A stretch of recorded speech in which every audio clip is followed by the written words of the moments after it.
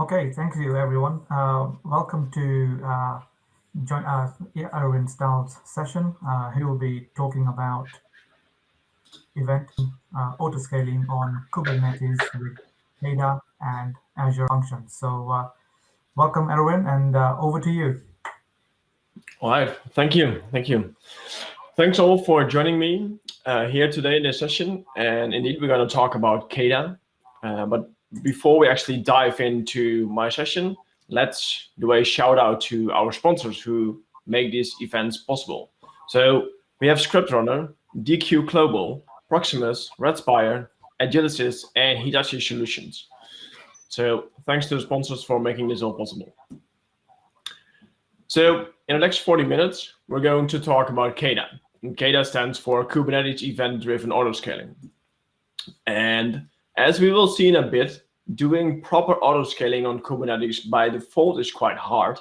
So that's where KEDA fits in and really makes it easy to do event-driven autoscaling on Kubernetes. It's an add-on that you can basically install onto any Kubernetes cluster and then allows you to do event-driven autoscaling. So a bit more about me. My name is Erwin Staal. I'm an Azure architect and DevOps consultant from the Netherlands. And I currently work for a company called 4.net.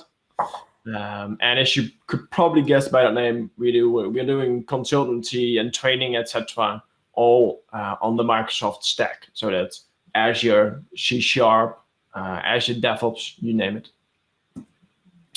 So before we dive into KEDA and the autoscaling stuff, let's do a very, very quick introduction on containers and Kubernetes so that whoever hasn't done anything with containers or Kubernetes yet can still see where KEDA later on fits in the picture. So containers are this lightweight package that basically contain whatever your application needs to run.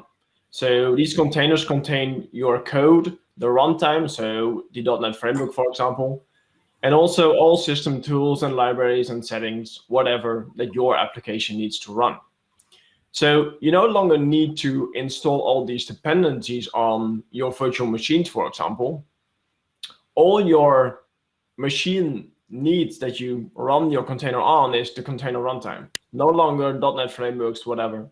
So that makes your application quite easy to move from one environment to another because all it needs is baked into that container. So running a container on your local laptop is quite easy, but running containers in production is a bit harder because in production, we want things like fault tolerance and high availability, etc. So we need something to manage these containers for us. And that's where a container orchestrator comes in the field. So you probably know about Kubernetes or have at least heard about it. It's the most well-known container orchestrator out there. It isn't the only one, but by far the most used one out there. So a very simple explanation on Kubernetes is that it basically consists of two things, which are the masters and the workers. The master is responsible for making sure that whatever you want to run on the cluster actually does run on the cluster and manage that for you. The workers are then the machines that do the actual work. That's where your workload actually runs. So if you then want to deploy your application to a Kubernetes cluster, then one way to do that is to write a YAML file, as you see down here. And that's the definition on how you want your application to run. It specifies, for example, the container you want to run, the Docker image. It specifies on which port that runs. Using the replica, you specify how many instances of your application you want to run on your cluster. And this is a very simple example. It's not complete. It probably doesn't even work. But it gives you the idea of a basic idea on what to put in there and what it kind of looks like. So you throw it at the API at the master. The master will read the file and then will make sure that whatever you define there is also going to be the state on your cluster. So what happens is that it will start running your workload on the workers, spreading them across the workers best as it can. And it will then continuously try to figure out if the state on your cluster, on your workers, is still the state as you defined that in the YAML file. And if that's no longer the case because a worker goes down and because of a power outage or a network failure, doesn't really matter, the master will notice that one of the workloads isn't running, and so it doesn't comply anymore with the state you told it to be in. So what it will do, it will then try to move that load, the workload, to another worker to make sure that we again have 3 replicas as defined in the YAML file. So that's a very basic introduction on Kubernetes and how that kind of works. It's at least enough to understand later on where KEDA fits in. So let's move a bit more towards KEDA and talk a bit about scaling for a bit. If you look at scaling in general, then you could say that we could do scaling both horizontally and vertically. If we talk about scaling horizontal, then we mean that we add additional machines, additional virtual machines to our cluster. If we talk about scaling vertically, then we mean that we add additional compute resources to the existing machine. So we could be adding additional CPUs or could be adding additional memory, for example. If we then look at autoscaling in Kubernetes, then this is kind of the table that you get. We can do scaling both horizontal and vertical, and it depends a bit on the version of Kubernetes that you run, and it depends a bit on the environment that you run it in, which of these options you have and what you can actually do in terms of scaling. So that might be different from Azure to AWS, for example, or your on-premises data center. So if you talk about horizontal scaling, then one of the things you could do is change the number of nodes. You could add or remove nodes to your clusters, workers to your clusters. We can also do scaling based on the number of pods. And if you haven't done anything with Kubernetes yet, then you could probably replace the word pod with container or with an instance of your application. So we could change the number of instances of your application that we run to make sure that it's capable of handling the load. Then we can also do scaling vertically, and that means that we could change the size of the nodes, so add more CPU or add more memory, for example. And last but not least, you can also be doing scaling vertically. So we could change the size of the pods, and by that I mean you have the ability to limit the amount of resources that your application is allowed to use on your cluster, to make sure that not just one application can use all resources of the cluster. So by being able to set limits on resources, you could also expand those limits to give more compute power to a particular set of pods. So that's how you can do vertical scaling on pods on Kubernetes. But the thing is that in Kubernetes by default, you're kind of always reacting to the symptom when you go do scaling, and not so much to the cause. So scaling in Kubernetes basically always happens based on the CPU usage or the memory pressure. You could do other scaling things, but it's quite hard to do. And it depends a bit on, again, on the version that you actually run, to which of the scaling methods you have available. So, but it means that you mostly will be scaling based on CPU or memory, and it always means that you react to the symptom instead of to the actual cause. You can't react to events actually coming in. You react to the fact that events start to run on your cluster and then your CPU goes up. So that is where KEDA can help us out.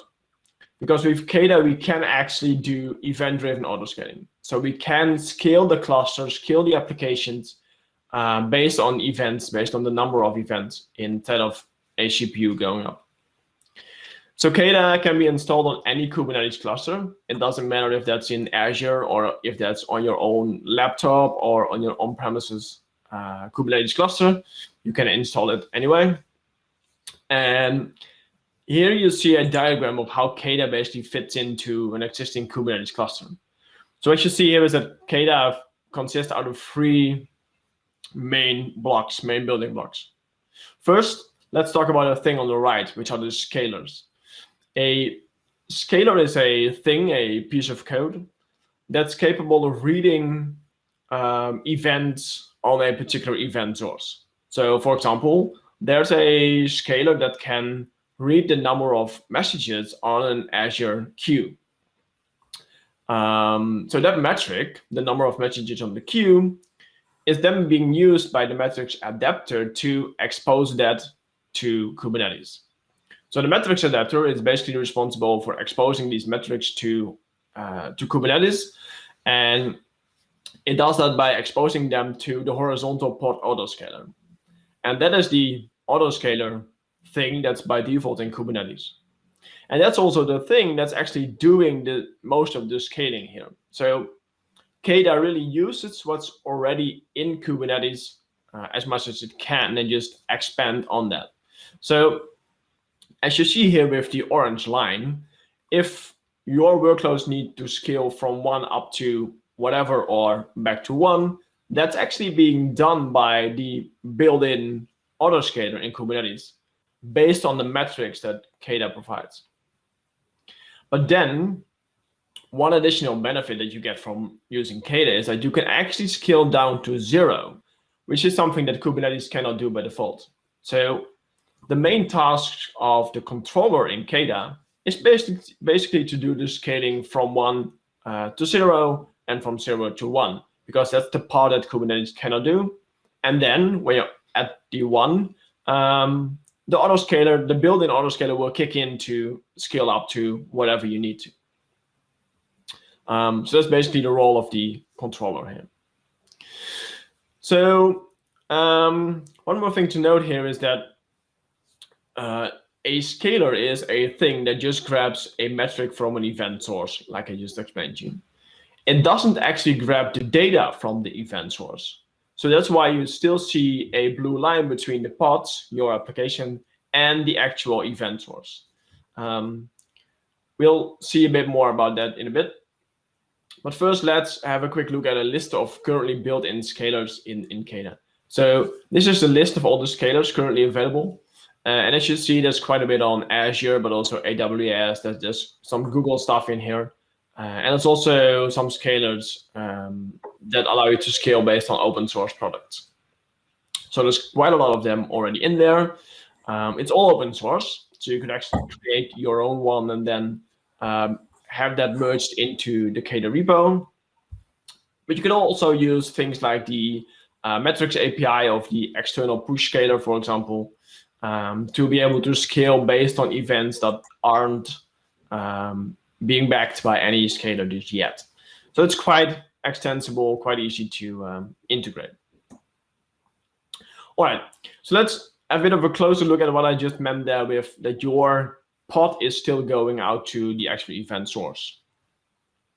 So this is how that communication actually works in KEDA. So KEDA will go out to your queue, for example, to see how many messages there are on that particular queue. So that could be an Azure queue, for example. If it then thinks that it needs to scale your application, it will do so. So step 2, it will start to scale your application. And then it's up to your application to actually go out to the event source, to the queue in this example, and fetch the actual data. But if we then look at some of the alternatives to KEDA, then we also see that some of them take a different approach. So what happens in some alternatives is that the alternative goes out to the queue to read the number of messages. And if there's actually anything on the queue, it will grab the data and pass that to your app in step 3. That usually happens using HTTP. So the benefit here is that all your application needs to know is how to respond to an HTTP request. It doesn't need to go out to the queue itself, so it doesn't have to work with the SDK from that particular queue, for example. So that could be a simplified method, simplified way of working.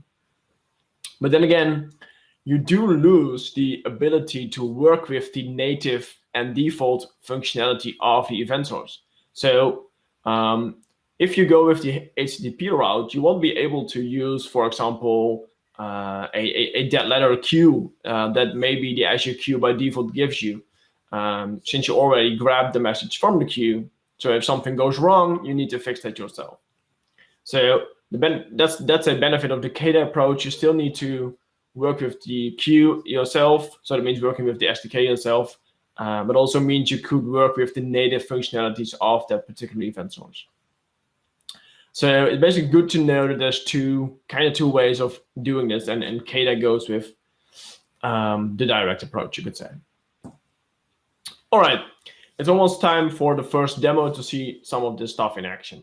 And what I'm gonna show you here in the first demo is that I'm gonna use a combination of the Azure Kubernetes service, AKS, and the Azure container instances. And the Azure container instances is here being used as virtual nodes then. And I think this is really a powerful combination, because imagine that you have an application that needs to respond to events. You will often then find yourself in a situation that there's no events on your queue for, let's say, days. And then suddenly there are a million events on a particular queue that need to be processed. If you would do that on your default AKS cluster, on which you also run your standard API and maybe your front ends, etc., that might impact that cluster, because spinning up those events on that cluster would probably mean that the cluster needs to scale. That doesn't go as fast as you probably wanted to. And so moving all those events, running all those events on your default cluster might actually impact your API, for example. So what we can do here is leverage something called virtual nodes, and within Azure that has been implemented using Azure container instances.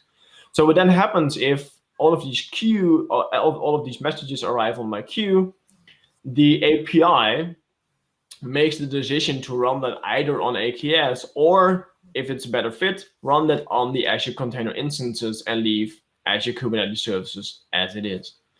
And the beauty here is that you could still talk to one API, to a single API, and that API will then make the decision where to actually run your workload based on some properties to see where it simply fits best. So let's see how that looks like and what you need to do to be able to do that. All right, so in this first demo, I'm going to show you how to actually run an Azure function on Kubernetes and then scale that using KEDA. The benefit of using Azure functions here is that I no longer have to care about the whole SDK stuff, because the Azure functions are really good at doing that stuff under the hood for me, and just making it very easy for me to communicate with a queue, for example, and then get the benefit of KEDA to do the scaling there. All right, so let's see where we actually are. Let's go into a particular folder. All right, so to start creating an Azure function, which is what we're going to do here, we need to do a func init in the current folder, and we're going to specify that we're actually going to use the Docker version here. You could obviously also run an Azure function on Azure, but you can also do it in a Docker container, which is obviously what we need here. And you see that we can actually specify a runtime that you want to use, and I picked .NET. So now I'm going to hit func new to actually create a new function. And you see that you get a few options, as in which trigger do you want to use. And a trigger is something that will trigger your event based on, trigger your function based on the event. So what you see is that I picked option 1. So my demo is going to use a queue trigger, which means that whenever messages on an Azure queue arrive, my Azure function will be triggered. But as you can see, there's quite a lot of other options as well. So a bit of scaffolding has been done there for me. So let's have a look at what we actually have now here. All right. So there's basically two interesting things here, I would say. The first one is a Docker file. We're going to run this Azure function in a Docker container. So I actually see that there's an Azure function base image being used here, running on .NET 3.0. And the other more interesting thing here is the function itself. So if you haven't seen an Azure function before, this is basically what you get out of the box. So we have an attribute specifying the name of the function. And then we have a run method, and that's the entry point into your function, into your application. And here we again see that specific queue trigger thing that I picked when creating the function. And that will make sure that whenever a new item arrives on this particular queue, this function will be triggered. So I don't need to do anything else to get to get the data from the queue, whatever. I just specify that I'm going to use a queue trigger, and then that will all be done and handled for me. And the actual data will arrive here in this particular string. So the only thing that I need to do to actually make this work is give the thing a connection string, and then I could actually deploy that thing. So I'm going to skip that for now. You will see in a bit why. So that's kind of the only thing I need to do here to make the function work, and then I could start deploying the actual function. So deploying the function can again be used using the Azure function CLI, the func, and that would be then Kubernetes deploy. I would have to specify a name for the function. So let's go again with the very original hello KEDA. I would also have to specify the registry. And that is because what happens under the hood here is that it will start baking my container image. It will push that to my registry. And then on the Kubernetes cluster, it will download that container. So we need to specify the registry as well. So if I would hit enter now, it would start building my container, pushing it, etc. We're not going to do that here because it takes a bit of time. So we're shortly going to move to a working example. But one thing I want to note here is that you quite often want to be able to get in a bit more control on how to actually do the deployment and be able to modify it a bit. So what we can do a dry run and say that the outcome of the dry run needs to go into a deploy.yaml file. And already did that. So let's quickly move over to the working example. So we don't have to wait for that to process. So what you see here is the outcome of that dry run. And it consists of 3 important things. And so the first one is a secret. That's a default built-in Kubernetes thing. And that now contains the connection string to my queue. It obviously needs that to connect to. So there's a secret. Next up, there's a deployment. That again is a default Kubernetes thing that specifies how to run my workload. So you see things like which image needs to run, stuff like that. You see a reference to the secret that we just saw there above. And then here is the thing that's actually KEDA specific. So we have what KEDA calls a scaled object.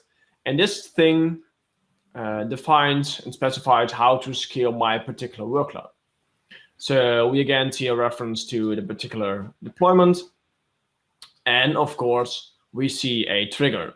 This is again the Azure queue trigger. And here you get to specify a few things on how to do the particular triggering and the connection string, etc., etc. You also get to specify a few additional configuration items. So for example, the polling interval tells KEDA how many seconds to wait before reaching out to your queue again. And you can also specify a minimum and maximum replica count. So I could already specify that the minimum replica count is 0. So I will do scaling down to 0. And I did limit the upper limit a bit to make sure that I don't overload my database, for example, stuff like that. The default here is 100, might be a bit much.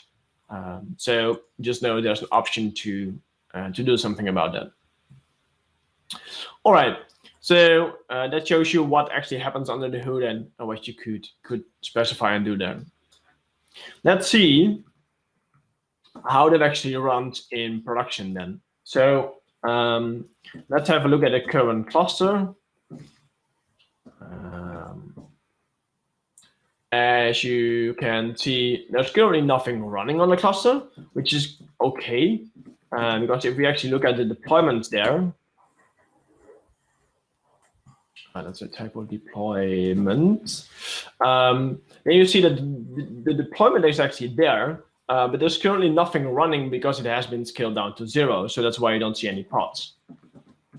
If we have a quick look at the horizontal autoscaler definition, then you see that it's there again. There's the hello KDQ definition.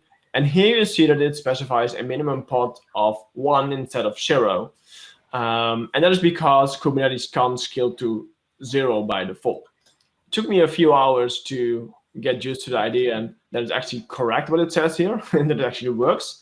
But do know that this is correct. It should be 1 because Kubernetes simply doesn't support it. All right, let's see how an actual deployment works by watching the deployments again. What I'm going to do here, I'm going to quickly move to another. Where is it? There is it. I wrote a very small application that sends a few messages to my queue. So here on the background, I'm going to run that. And then we're going to see that it actually should start scaling out.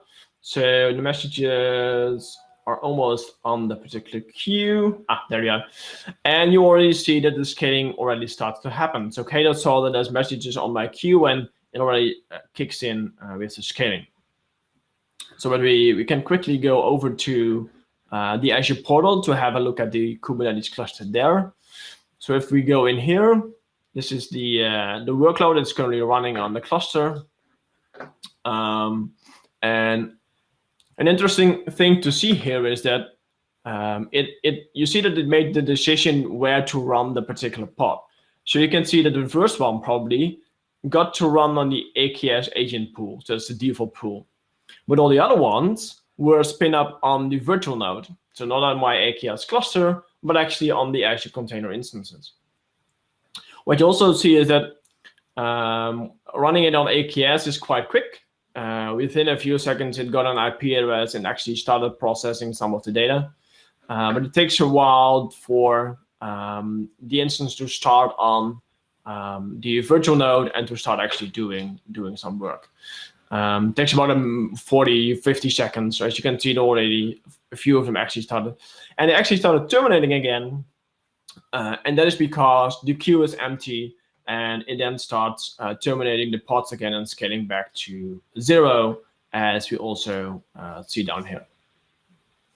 So with that, you've seen a quick demo of an Azure function running on Kubernetes being scaled using KEDA. Let's quickly move back to the slides to introduce the second demo. The second one I'm going to run on my local laptop. To show you that you can actually do KEDA wherever you want. And to do that, I'm going to use a combination of two tools. I'm going to use K3s and K3d to actually run a Kubernetes cluster on my laptop. So K3s is a product by Rancher. And what they actually did is they replaced a few of the things in Kubernetes with more lightweight alternatives. And by doing that, it got so small that you can actually run that on a Raspberry Pi if you want to. So it's a really small implementation of Kubernetes and kind of fully functional. So, but then if you want to run that on your local laptop and want to run multiple instances of a K3s image, you need a tool called K3d. Because with K3d, what we can do is run Docker inside of Docker. So that allows you to, on your local machine, run multiple instances of K3s by doing that Docker in Docker thing. So that's what I also did on my local machine here. All right, so the demo we're going to see next is one that uses Prometheus. And so I'm going to use the Prometheus scaler here. And Prometheus is an open source tool, an open source time series database that you can use to log events, for example. And I also wrote a very simple .NET Core API. And that exposes a few metrics that then can be picked up by Prometheus and be stored in its database. So what happens here is that the API exposes some metrics on, for example, the request duration and the number of requests per second, etc.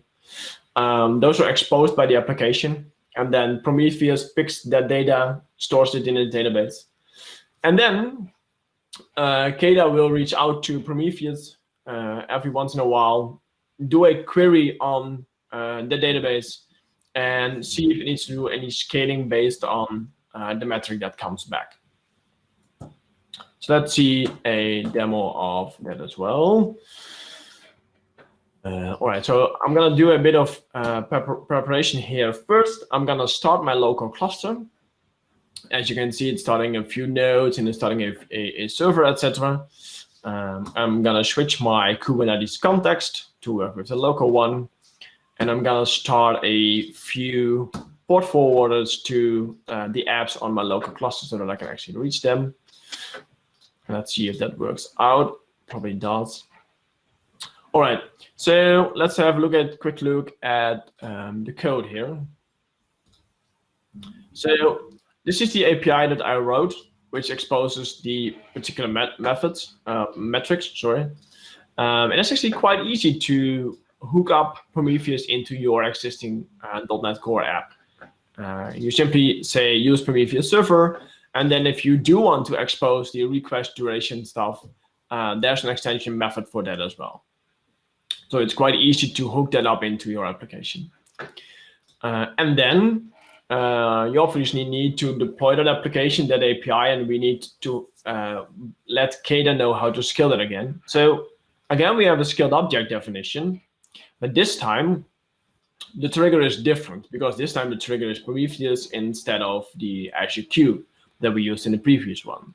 So also the data that you use here to specify the trigger, to configure the trigger, is of course a bit different. And this is probably the most interesting one here. It's the query that's actually being used on the Prometheus database to fetch that metric to do the scaling. So let's see if the cluster actually got up. This one did, this one also did, so it should actually work.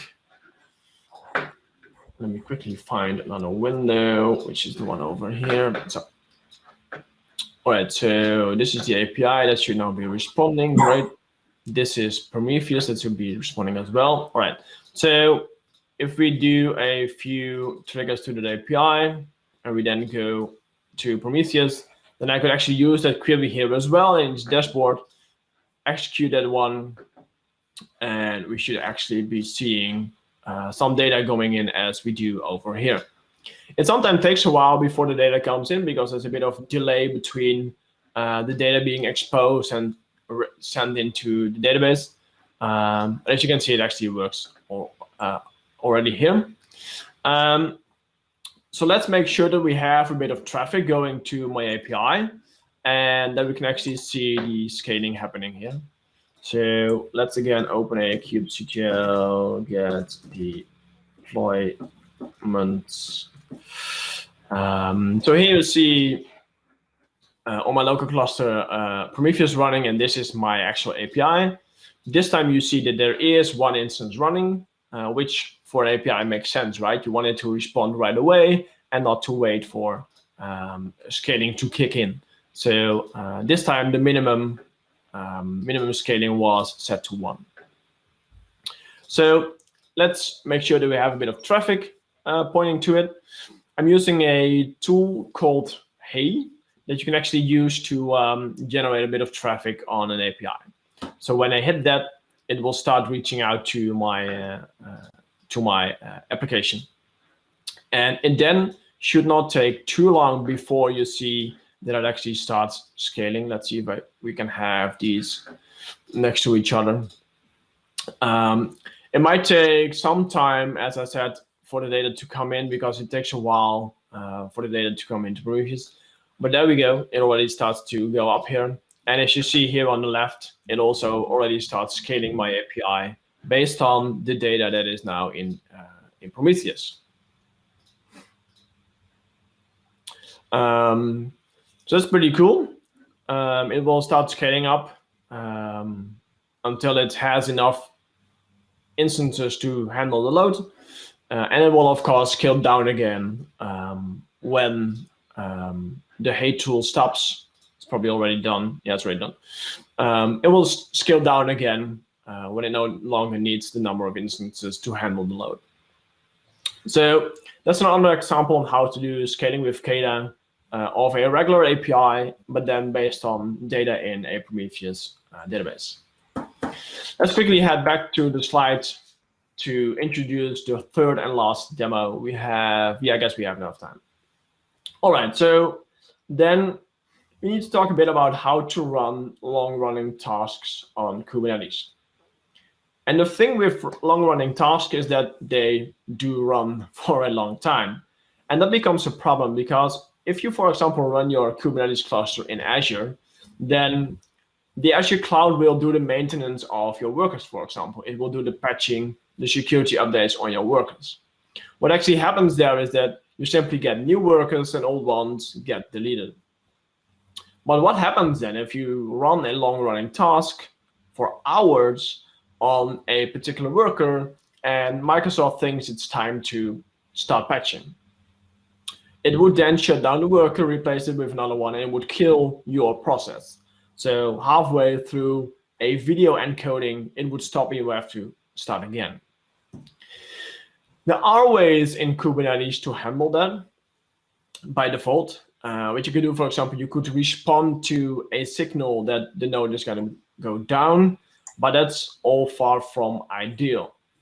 So what we actually have in Kubernetes to handle this is we have something called a job. And a job has a specific controller, and that will ensure that one or more pods are actually executed and successfully being terminated before a node is allowed to go down. So a job is something that's by default in Kubernetes, but the beauty is that we can actually do scaling of jobs with KEDA as well, so based on events. Let's quickly see what that looks like. We're gonna need this particular one, and we're gonna need to go to this one.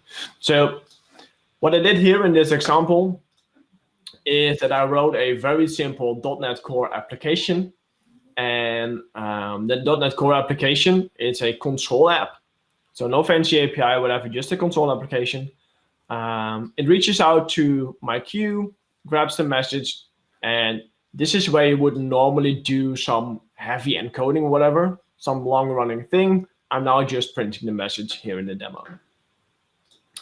Then we obviously need something to tell KEDA how to scale this. And this time we do that using a scaled job. So it looks a bit different from the scaled object that you saw before, but also quite similar actually. It specifies the container that you want to run in the job.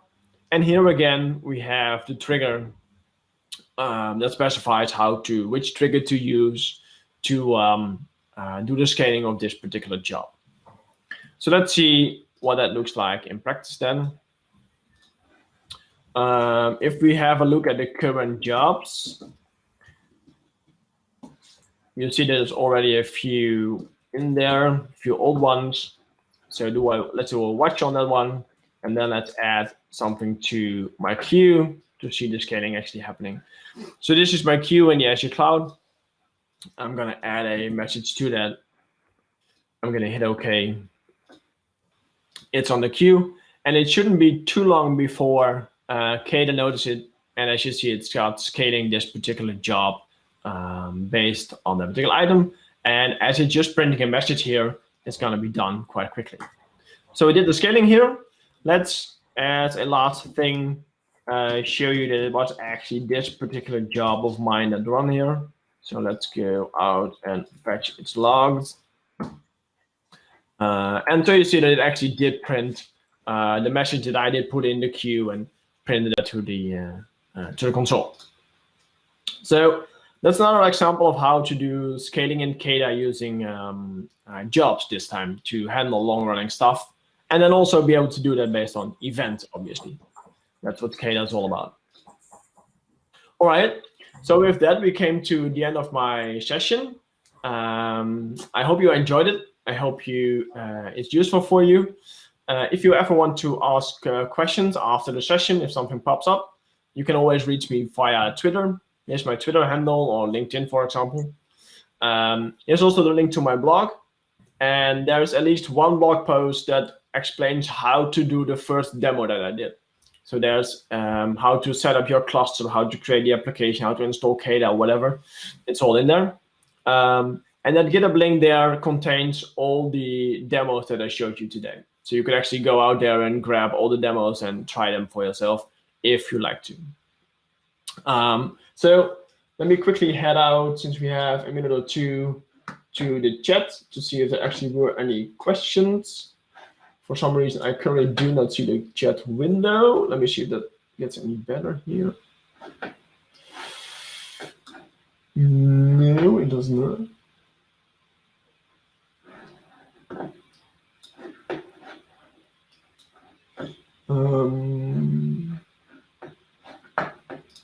It's all in there.